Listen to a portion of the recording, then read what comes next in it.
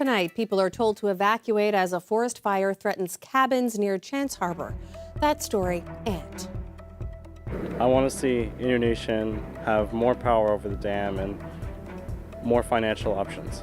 4 youth from Seshashit trek to Gull Island, protesting a possible multi-million-dollar deal with Hydro-Quebec to develop a dam. If it was not for her, there'd be no, they would have closed the door on Tyler. This St. John's woman is sharing how speech-language pathology changed her son's life. This is CBC Here and Now.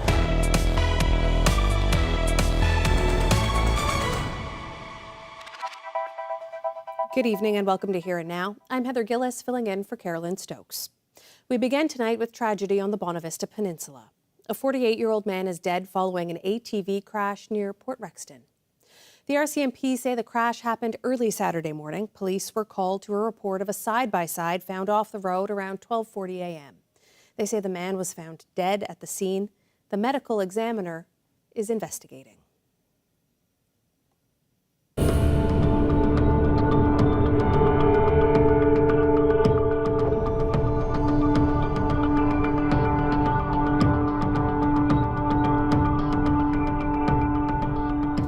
People with cabins on the Resource Road in Chance Harbor, Bonavista Bay, must leave immediately. An out-of-control forest fire is threatening the area. Our Peter Cowan joins us live from the newsroom now with the latest. Peter, what can you tell us about this fire? Well, this fire is in an area known as Chance Harbor, which is on Bonavista Bay. Let's show you exactly where it is.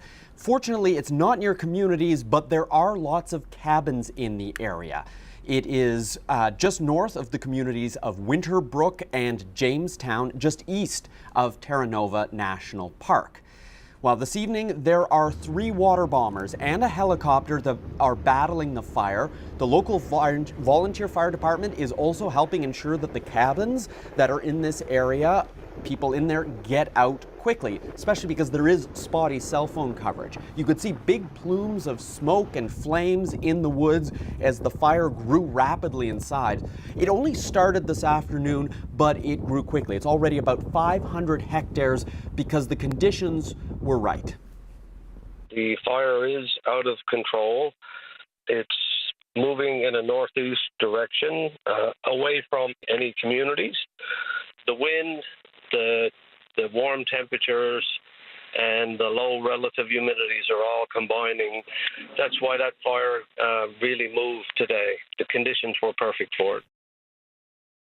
Now, because of the wind direction, the fire is likely to head towards, and it will end up reaching the ocean, but we do know the weather conditions can change quickly, and it has been a very busy wildfire season. A major fire forced people to evacuate their homes in Badger last month. Fortunately, no homes or buildings were damaged, and in May, a fire in Adams Cove destroyed at least 12 homes. Reporting live in the newsroom, I'm Peter Cowan for Here and Now.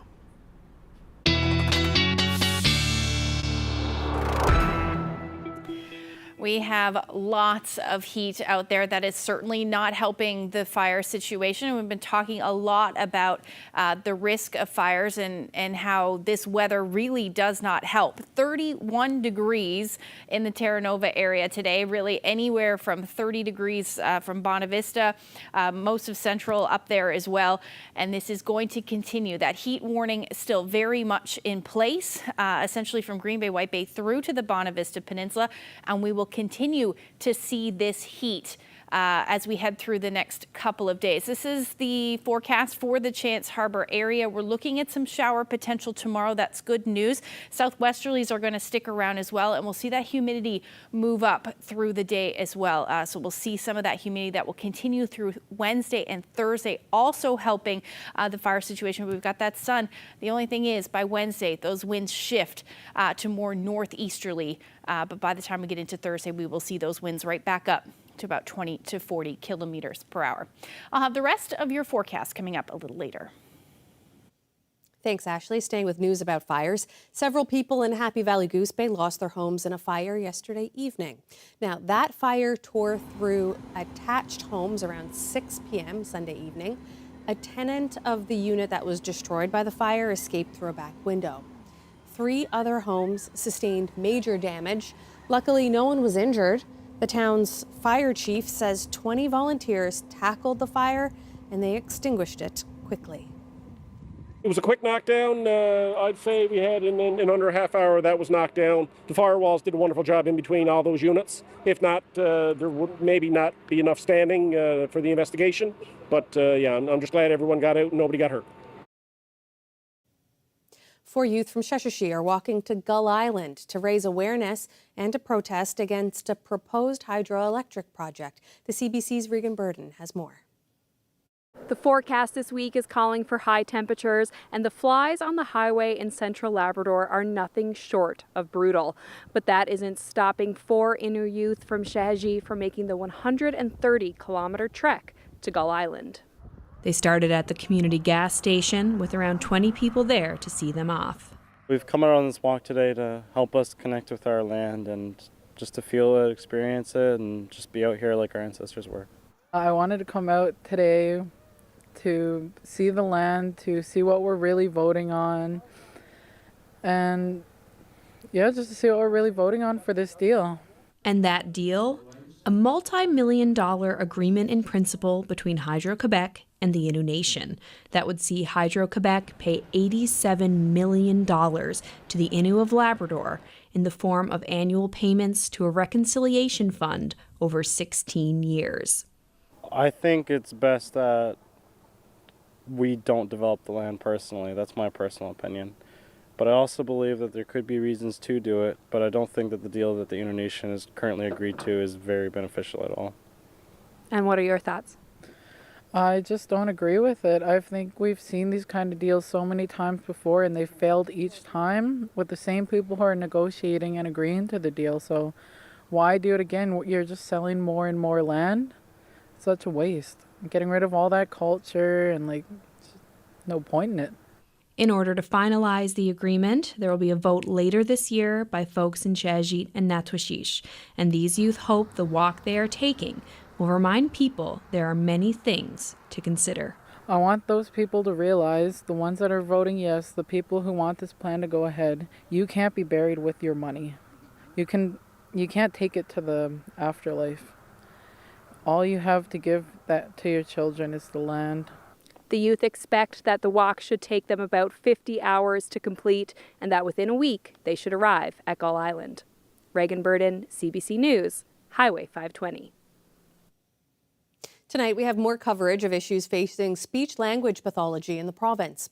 The mother of a 25-year-old St. John's man with a traumatic brain injury credits his speech therapy with recovery after a workplace incident. Here and Now's Jenna Head has that story.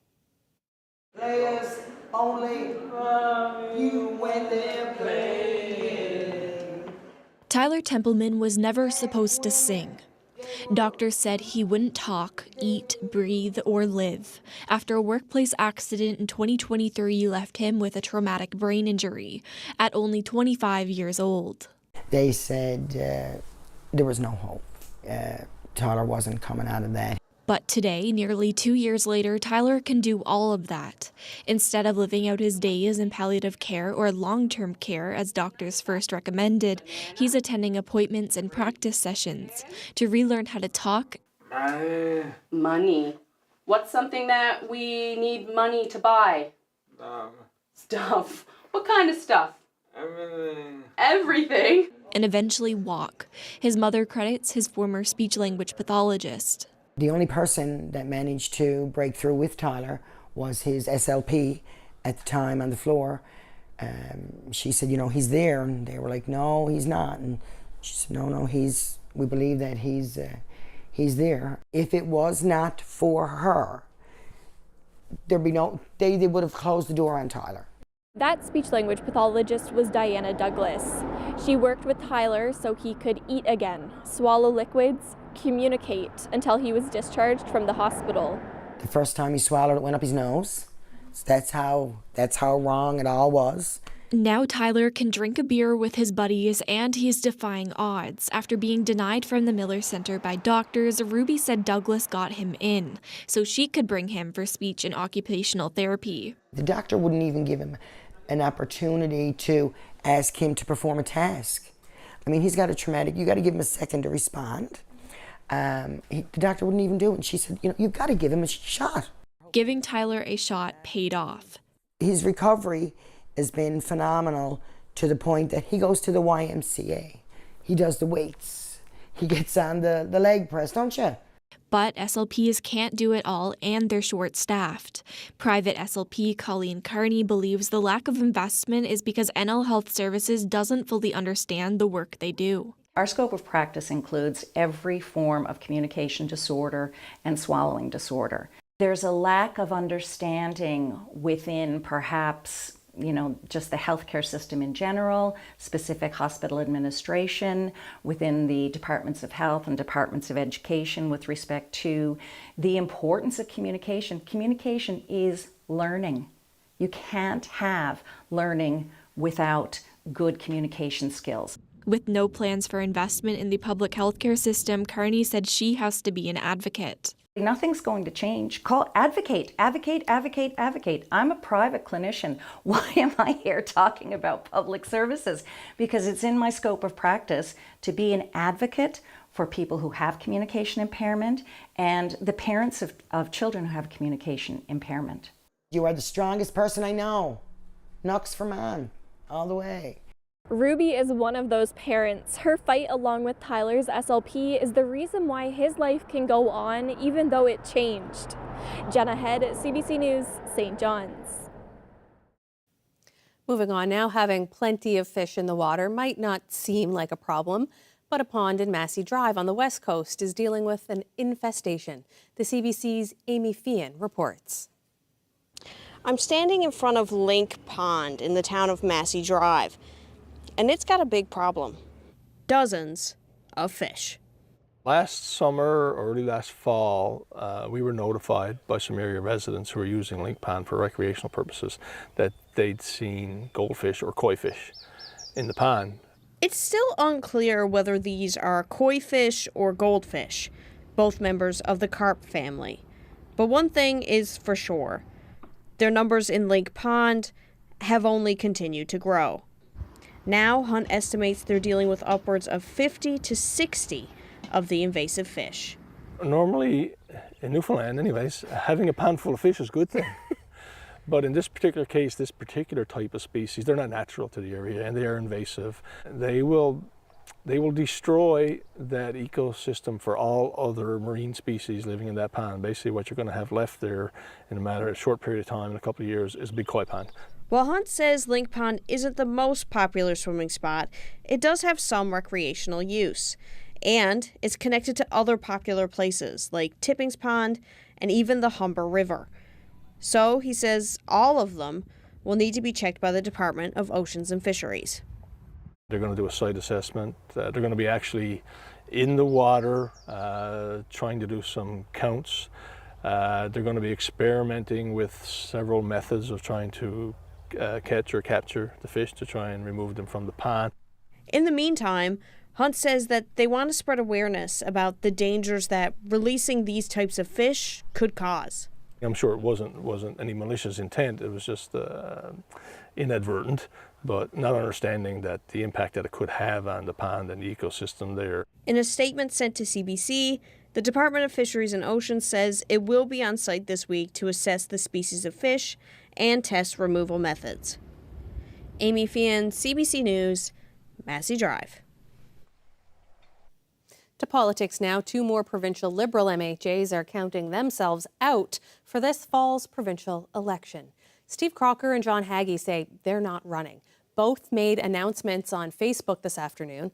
Haggie was first elected in 2015 as the MHA for Gander. Haggie says it's time for change for him and his wife. Crocker, on the other hand, didn't say why he isn't running again, but did extend his thanks to colleagues and constituents. He was first elected as MHA for Carbonear Trinity Beta Verde in 2014. Haggie and Crocker join now nearly half a dozen more Liberals throwing in the towel before the next election. Siobhan Cody, Andrew Parsons, Perry Trimper, John Abbott, and the former Premier Andrew Furey are also not running.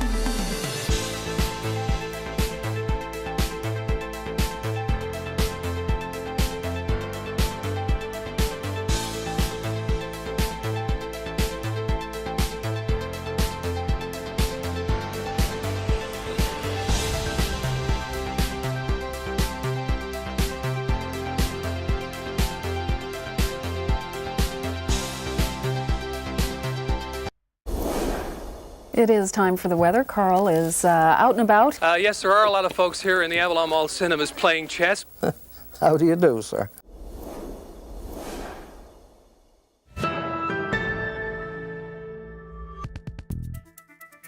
Welcome back. As people hit the open road this summer, many are keeping their eyes out for moose. Salmon Line is a well-known spot where there are a lot of moose crashes. Last month, the provincial government announced construction of an additional 5.5 kilometers of moose fencing. Art Pudister is with Save Our People Action Committee. He hopes that the fencing will cut down on crashes. He spoke with Here and Now's Carolyn Stokes. And just a warning, this story contains images of moose that have been involved in highway collisions. So let's start with, I guess, the latest news with the moose fencing. Government is investing more, adding more fencing, spending more money on clear cutting. What does SOPAC think about how government is doing when it comes to these mitigating factors for moose accidents? Well, first of all, I have to say, I like when you say it's the word they're investing, because we look upon this as an investment, not as an expense. In 2023, government spent $2 million on brush cutting, and last year in 2024 they doubled that to $4 million, with an additional $1 million for fencing, for a total budget of $5 million. We've been big advocates of brush cutting and fencing, and this year, again, they have another budget of $5 million. For every dollar that is invested in fencing, we personally believe that there's more than $1 saved in the healthcare system. People that are injured in the moose vehicle accidents could have a small injury or an injury that would affect them for the rest of their lives. So that's a drain on the healthcare system. So we look upon this as an investment, and we're very grateful to this government for having a budget of $5 million. How much fencing do we have in the province now? We have 14 kilometres on the west coast by Galance going towards Port aux Basques. That was done in 2014. We had a budget for 6 kilometres last year. I think we ended up getting 7 because we had $1 million. Right now we have another $1 million budget. We've asked government to include it in the $5 million. So, you know, it's not cheap. It ranges in the range of $150,000 a kilometre to about $170. What makes it expensive, every kilometre you have these gates which rotate, so if the moose get caught in, they get outside. But it is an investment, and we'd like to see the program continue. We'd like, obviously, to see more fencing and more brush cutting, not just on the Trans-Canada. We know that fencing can't take place on the Bjorn Peninsula, but on some of the secondary roads, like the road to Petty Fort or the Southern Shore Road as an example, brush cutting takes place all the time. So we think that's a great investment. Mm-hmm. So the fencing has been around for many years now. What do we know about how effective it is at preventing moose vehicle accidents? We believe that fencing is effective. We do believe, I mean, it's going to be very hard to sort of measure, but I mean, we will go back over a number of years now to government and say, like, what we fenced by Salmon Line was a hot spot.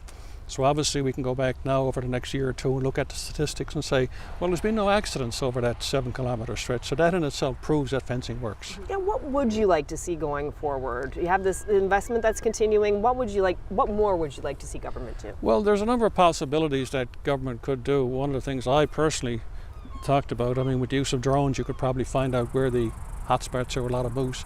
And some of the moose could be relocated to the province where the moose population are very low. As an example, Labrador, southern Labrador, the moose population is very, very low. People in Labrador, if they go moose hunting, they get a license for the Northern Peninsula, and they come to Newfoundland, come to the island to go moose hunting. So we could start a program, but that's just my personal view. I want to stress that's not SOPEC's stand at this time. And obviously we've had a bit of a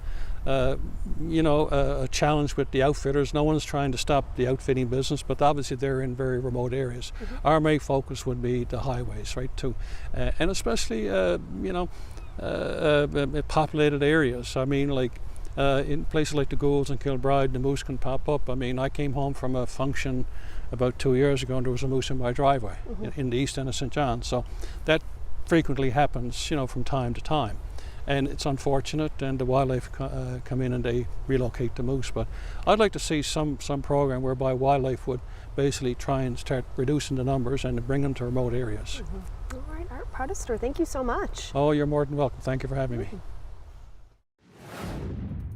Well, you are looking at a live shot of St. John's Harbour. That is from our rooms camera at downtown St. John's. It's been a really warm day here in the capital city. Ashley's weather forecast is on the way. Stay with us.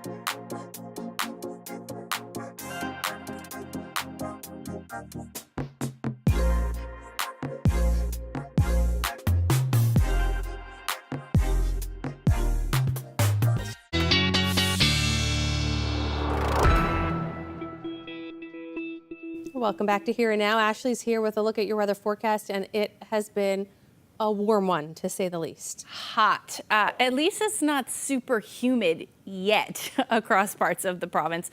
Some of us are seeing some humid weather for sure, but let's take a look at the daytime highs, or rather the heat warnings that are happening right now. So we've got heat warning still in place for southeastern portions of Labrador. That will end overnight tonight.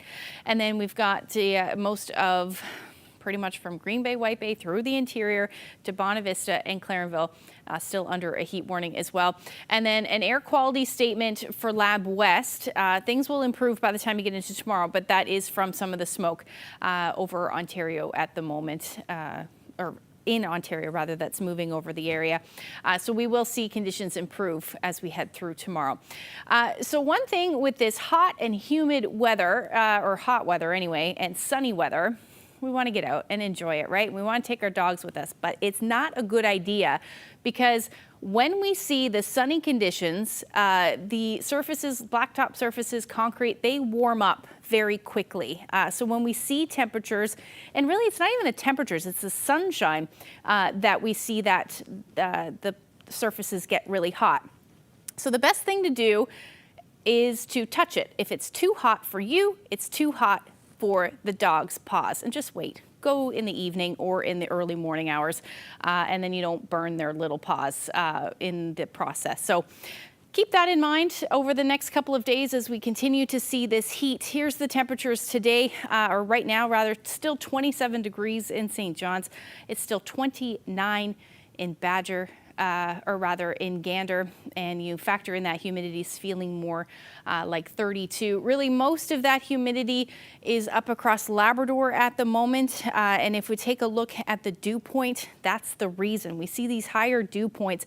Right now, it's getting 19 in Happy Valley-Goose Bay. That is downright uncomfortable, and we will see that dew point increase as we head through the day tomorrow, particularly across the island and Labrador. You're going to hang on to it. We'll start to see some relief, though, in Lab West. Wednesday, more widespread areas seeing relief across Labrador.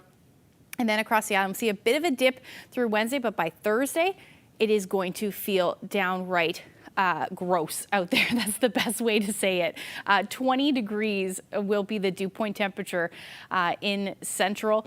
And we'll see that continue basically through Friday before we see some relief across the board by the time we get into Saturday. So I'm sure most of us are waiting for that.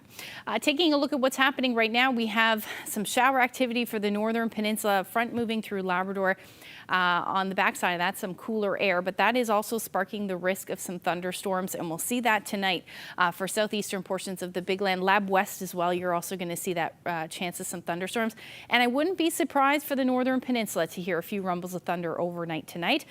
As far as the temperatures go, it's going to be mild again, hence those heat warnings. You're not really seeing any relief through the overnight. Anywhere from 13 to 20 degrees will be the overnight lows across the island. As we head into tomorrow, the first part of the day, showers and even the risk of some thunderstorms for the west coast, even through Central. And then we will see another area of thunderstorms potentially for the upper Lake Melville area towards southeastern portions of Labrador. And then eventually we'll see some clearing skies across the island as well. That won't happen until the afternoon, but there's still certainly the chances of some showers through the first part of the day. And then as we get into the overnight, we'll start to see some clearing. There's that risk of thunderstorms up across Labrador and most of Central and the northern portion of the island. There's your temperatures tomorrow. Again, upper 20s, low 30s, a little bit of a breeze tomorrow out of the southwest, 20 to 40 kilometers per hour, showers, drizzle, fog along the south coast, cooler temperatures. There's that relief for Lab West. You will eventually see that, like I said, up across the rest of Labrador. It'll take another day, though. I'll get into that a little later. Thanks, Ashley. Moving on now, one of the province's favourite sons has been honoured in his hometown of Grand Falls, Windsor. A statue of Gordon Pinsent was unveiled on High Street over the weekend. Troy Turner has this story about what it means to the community. 2 years after his death, on what would have been his 95th birthday, Gordon Pinsent returned to High Street on Saturday. It's not far from where he grew up and a place he always called home. Whoever dreamt that Gordy Pinsent from Ford Avenue in Grand Falls was going to come down here and make a movie, The Rowdy Man. He was going to do the shipping news. He was going to bring in stars from the mainland and the U.S. into Newfoundland to do the production. Pinsent began acting in the 1940s at the age of 17. His career would go on to include more than 150 roles on stage and screen, and every major acting award in the country. But he was much more than just an artist, says his nephew. When Uncle Gord came home, he didn't bring Gordon Pinsent with him. When he was home, he was Uncle Gord. We played cards, we chatted, we did those sorts of things. When he come in, he'd make sure he spoke to every kid and included every kid first. Nobody got left out. For some reason, that was very important to him. The statue, unveiled during the Salmon Festival over the weekend, is a befitting tribute, says Ron Smith. He walked around this town, people spoke to him. Gord, remember I did this, we did that.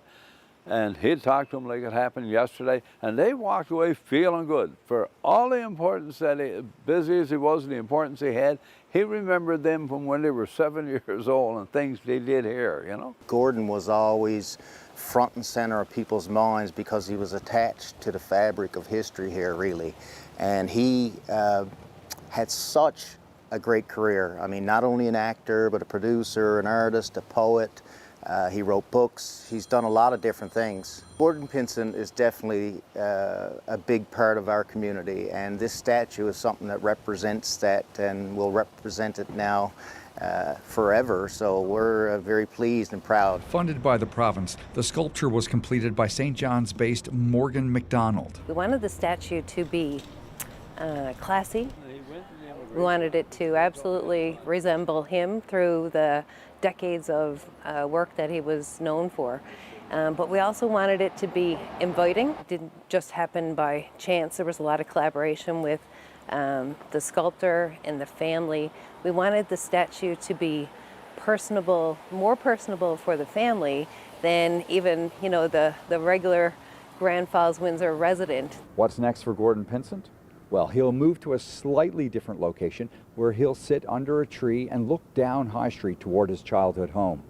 After that, the town plans to expand on the statue and offer storyboards and information that will help tell the story of this town's, and indeed one of Newfoundland and Labrador's, favorite sons. Troy Turner, CBC News, Grand Falls, Windsor. Softball players from this province have been making a statement on the national scene for decades now, and this summer marks a special milestone. It's the 50th anniversary of the first ever Canadian junior title for Newfoundland and Labrador. Here and Now's Terry Roberts has this special report.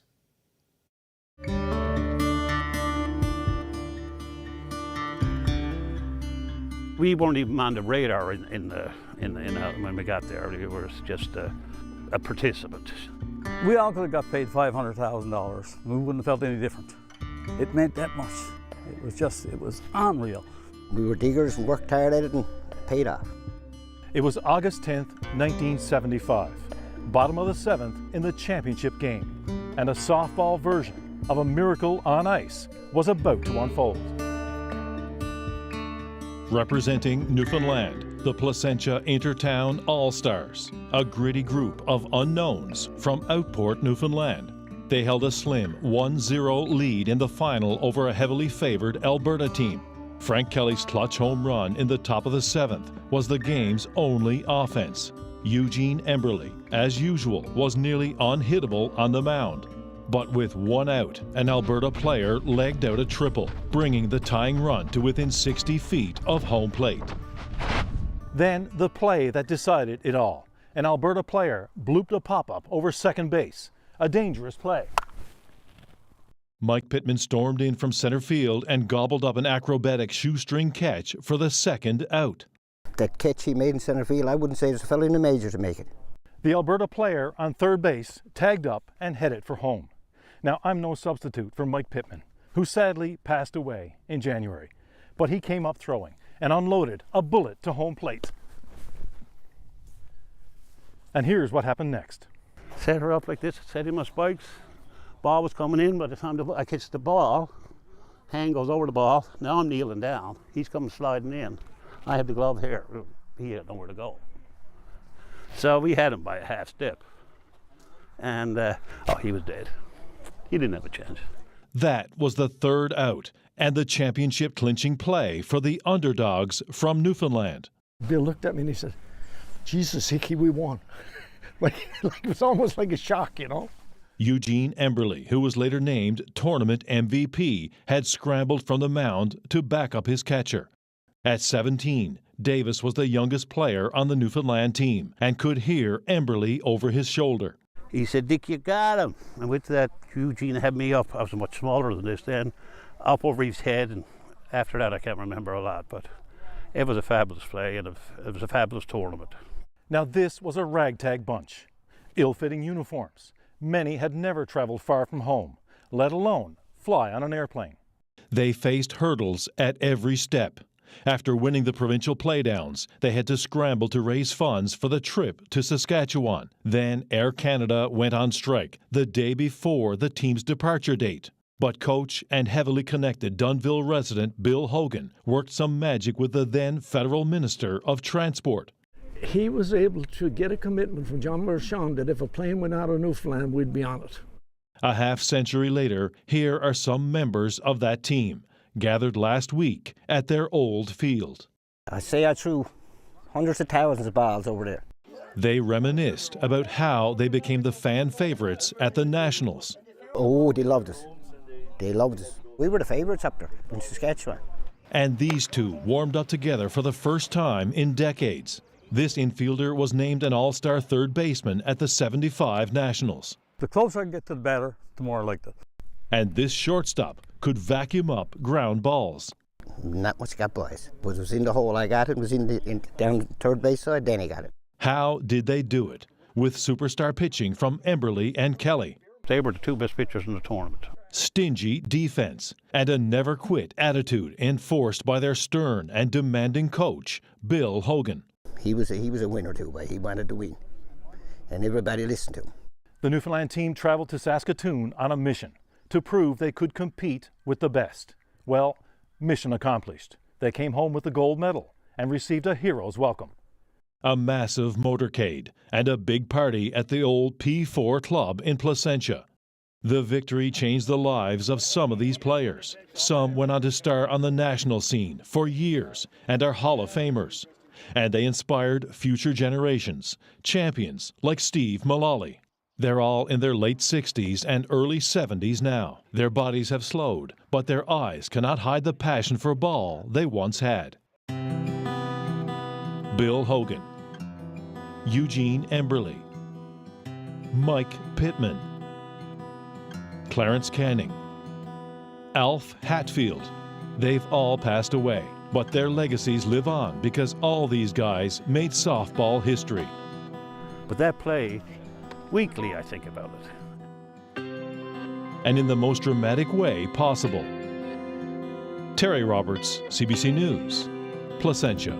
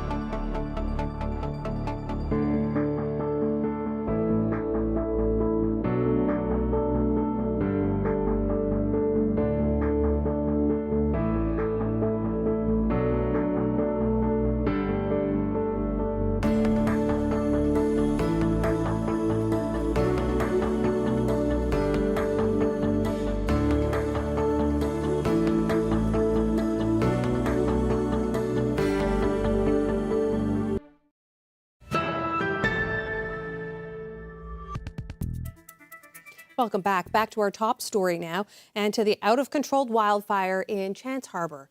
We have some new video showing just how fierce that fire is. Ryan Pitts took this video from his boat less than an hour ago. You can see there are cabins there on the shoreline with flames and smoke behind them. And the fire and smoke, of course, is in the hills there. The fire has quickly progressed with the wind blowing it northward. All cabin owners in Chance Harbour have been told to leave. 3 water bombers and a helicopter are attacking that fire. We have some news from police now as well. The RNC is investigating an assault that happened this morning in St. John's. Police say it was on the Virginia River Trail near Churchill Avenue in Pleasantville just after 9. A woman was injured after a man she does not know attacked her. He is described as being 5 foot 9 inches tall, wearing a blue and white bike helmet and a brown shirt that says Metal Militia.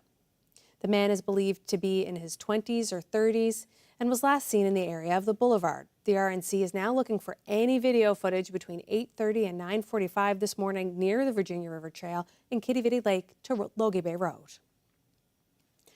Moving on now, the 49th Annual Folk Festival in Bannerman Park wrapped up yesterday, and after years of financial difficulties and low ticket sales this weekend, organizers say its days are likely numbered. The CBC's Abby Cole was there to take the temperature of festival goers, since this year might be the last. I'm here at the Newfoundland and Labrador Folk Festival at Bannerman Park, and despite all the chairs behind me, this could be the last one. I think it's been going great. It's, there's not as many people here as there have been in the past years, but I still think it's going well, and they've had some really good acts here. I love the folk festival. It's such a big thing for me to think about every year. I'm so excited to come to it, and I'm very, very sad if it is not happening next year, which it will. But yeah, I've been coming every single year, and it's such a big thing to look forward to. Some are hoping that if there is another folk fest, that there will also be some changes. If they have the ability to get people to come from other countries, maybe scout people from Carbonear or Port au Choix or anywhere off of the Avalon and really make it a Newfoundland folk festival in that way. The Folk Art Society has been fraught with financial problems. Last year, they lost $100,000, which resulted in staff layoffs and changes in leadership. Anthony McDonald is a former board member and a vocal critic of the society. You look at their own audit reports.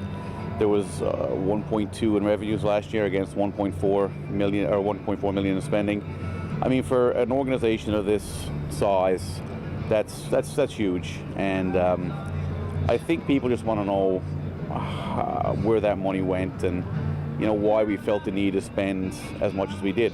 I think that there's been some alienation of the membership and so on and so forth. There have been some issues that have caused some long-term festival goers not to come here. Board President Julie Vogt says they didn't sell enough festival tickets this year. So the Folk Art Society might only last another month. It's heartbreaking. It is gut-wrenching. It is wrong, in our opinion. It is the most devastating thing, I think, in my career. Vogt also disagrees with criticisms that they spent too much money. She says staff deserve fair compensation. Just because we work for a not-for-profit does not mean we don't have bills to pay. We have children to raise. We have food to put on our table. Why should we not be paid what everyone else is paid in the market? And now that it's over, Vogt says the festival was an important space to showcase local acts. We're Newfoundlanders. Take care of our own. And they're great. They're Beaumont, they're Acadian, they're from New Brunswick, but everybody else that's on this tonight is from Newfoundland. Folk music fans enjoyed the last day of the festival, but the feeling was a little bit somber as the festival might not make it to its 50th year. Abby Cole, CBC News, St. John's.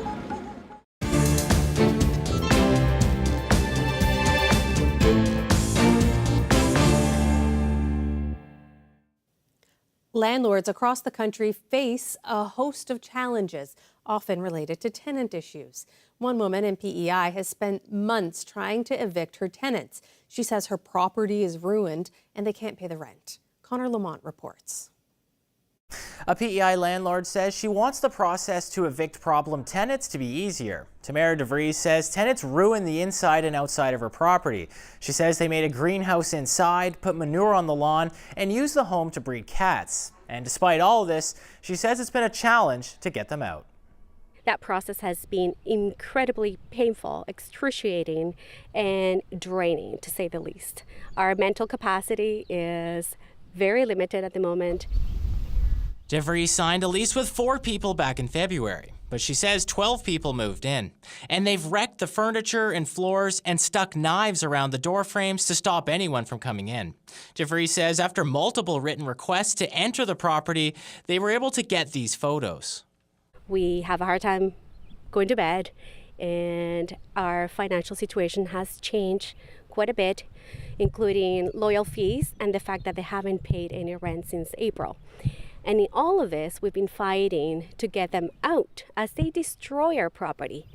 CBC knocked on the tenant's door for comment, but nobody answered. DeVries has repeatedly tried to evict the tenants, and both sides have made appeals through the Island Regulatory and Appeals Commission.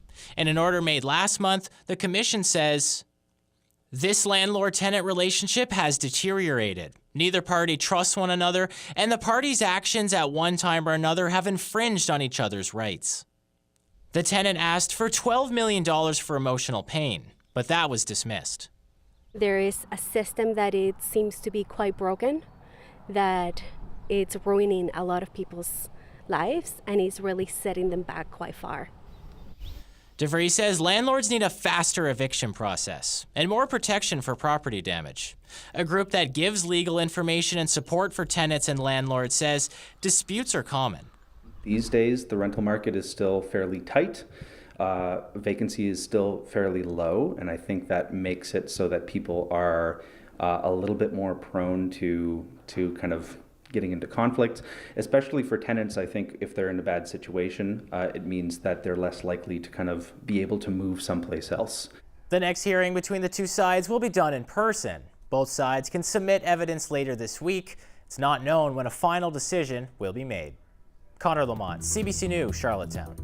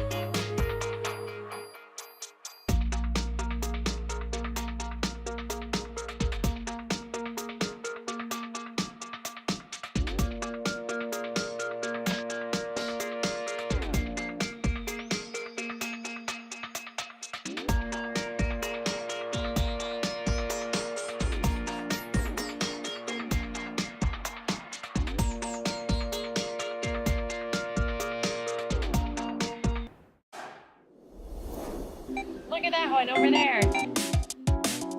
Is this good? Yeah, a little bit more. That felt good. Therapeutic almost. There's a wrestling ring down there. What's that about? This is wild.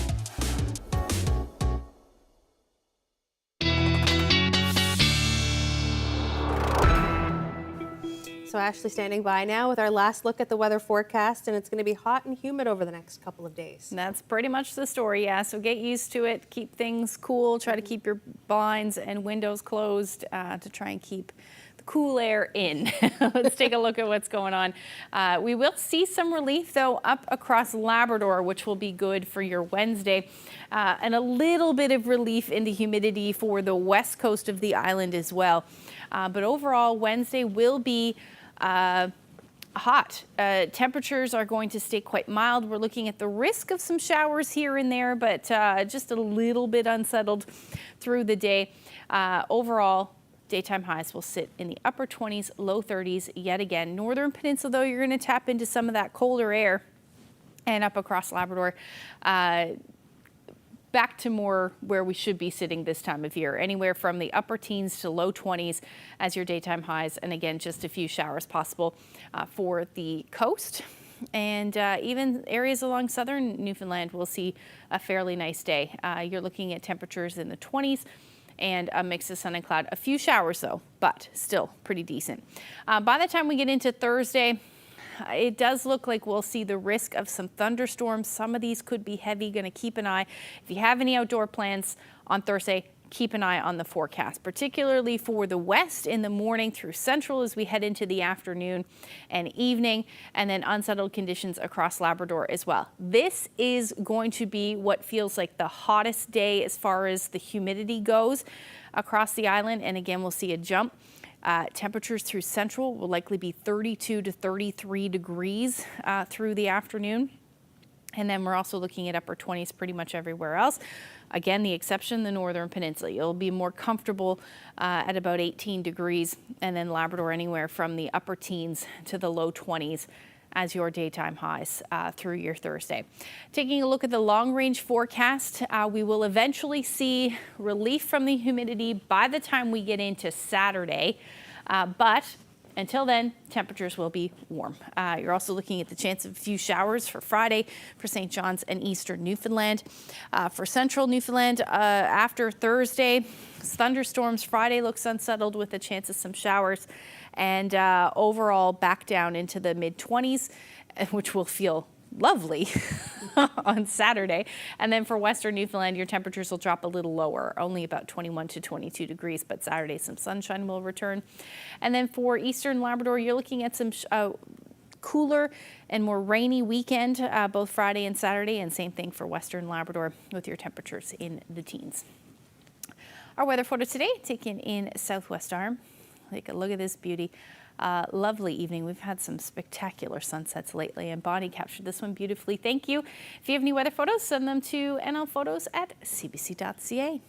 Oh, Bonnie, that photo is just so lovely. I'd like to be sitting there in a chair with my feet up watching that sun go down. That is absolutely lovely. And Ashley, the 5-day there, we've got such a string of summery weather. Even though there's a bit of precipitation there, some really summery weather over the next little while in store. Yeah, we certainly do. And you know, the thing with Thursday's forecast, which is what we're looking at, unfortunately, you know, that risk of some thunderstorms. We've got really dry conditions. You know, we can see the fires now, and hopefully it doesn't start anything else. Yeah, hopefully not. So fingers crossed, and we'll be keeping our eye on that fire there in Bonavista Bay in Chance Harbor. Well, on that note, that is our show for this evening. Thank you so much for joining us. Good night. Good night.